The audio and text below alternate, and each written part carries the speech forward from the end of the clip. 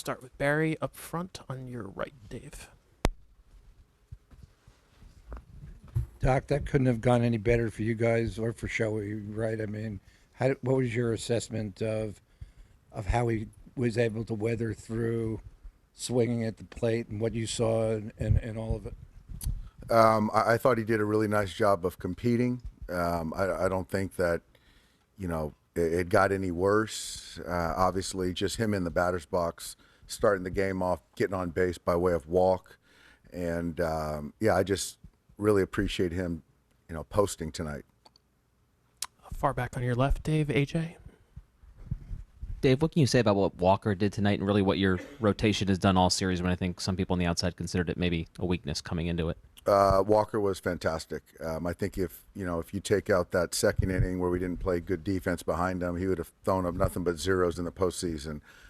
Tonight, I just thought his stuff was as good as it's been all year. I thought the fastball had life. The cutter was good. The curveball was good. He pitched to all quadrants and kept those guys honest, kept them at bay. There was no stress. So just to get through 5 innings the way he threw the baseball, I felt that's all he had. Obviously, there was a little bit of kind of emotions, adrenaline, and I couldn't have asked for anything more from Walker tonight. We'll go to the third row on your right, Dave, with Jared.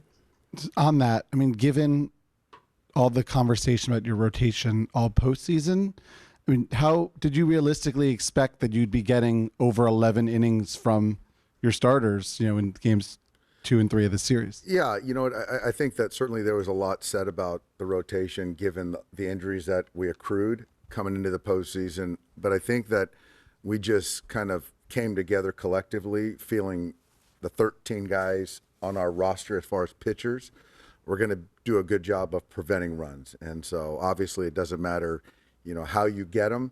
And we're doing a nice job of kind of piecing it together, though. The second row on your left, Dave. Jack. Obviously, Walker has the October track record and looked a little bit better at the end of the regular season. But have you been surprised with just how well these last couple starts have gone for him and what he's given you guys? Not surprised. I think that there's certain players, Kike on the position player side, Walker on the pitcher side, that just really thrive in the postseason. And I think, guys like those two, you can essentially throw away the regular season and know that you're going to get the best of them in the postseason. So certainly the track record speaks for itself, and just the confidence when he's on the mound in the postseason. There haven't been many better. And then how important was that sequence with Mookie's catch and then Teo's throw in the next at bat? Yeah, the Teo throw was huge. It obviously killed the momentum. And then Mookie's play on the sinking liner from Jazz, it just kind of, I thought Walker was starting to feel it a little bit. There was starting to be a little bit more hard contact. So to make a defensive play on a sinking liner and then that play at home plate was just huge for all of us. Yeah. We'll stay in the second row. Hey, Dave. Freddie hit a foul ball off that ankle pretty hard late in the game. Any effects of that going forward? I don't think so. It's his ankle, and that's happened many times over. But it wasn't the foot, the toe. So I think that, it was higher up on the ankle. So I think that he's going to be fine. Go to Peter, standing on your right, Dave. Hi, Dave. You're one of the few people on earth who know what it's like to come back from a 3-0 deficit. Don't talk about that. Wrong guy. Way too early. What do you remember about your mindset going into that, and what maybe did you learn from that you can take into it now that you're on the other side? From the other side, I don't want to divulge any secrets, but from the other side, I just think that we have got to stay focused, stay urgent. I think offensively, to be quite honest, we left a lot of runs out there tonight. Still found a way to win a ball game, and there's just got to be urgency. I just don't want to let these guys up for air. Thank you. The third row on your left, Dylan.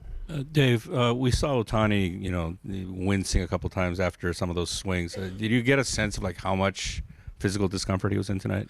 I don't know how much, but yeah, balls that were away that he chased a little bit. I saw a couple winces, but I think it's sort of pointless even for me to even consider it because he's going to be in there tomorrow.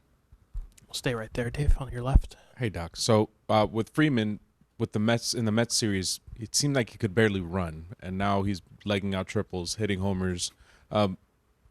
What is it that he's done to get to this point, and just how surprised are you that he's performing at this level? Not surprised he's performing at this level. He's been very good in the postseason throughout his career.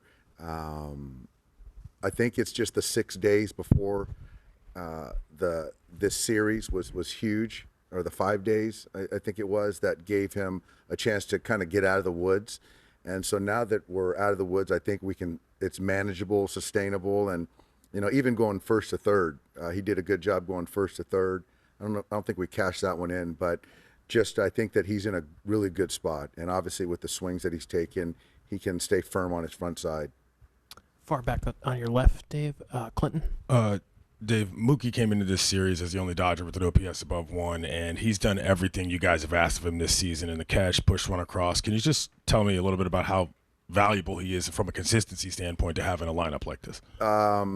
He's one of the best players on the planet, and so I'm really excited for the postseason that he's had on both sides of the baseball. And that at-bat, really, that was one of the at-bats that set the tone. Tommy did a great job of reading the ball off the bat, going on contact, scoring right there. But that at bat to just kind of win pitches, get down with 2 strikes, and to keep fighting, to still drive in a run. And we did that all night.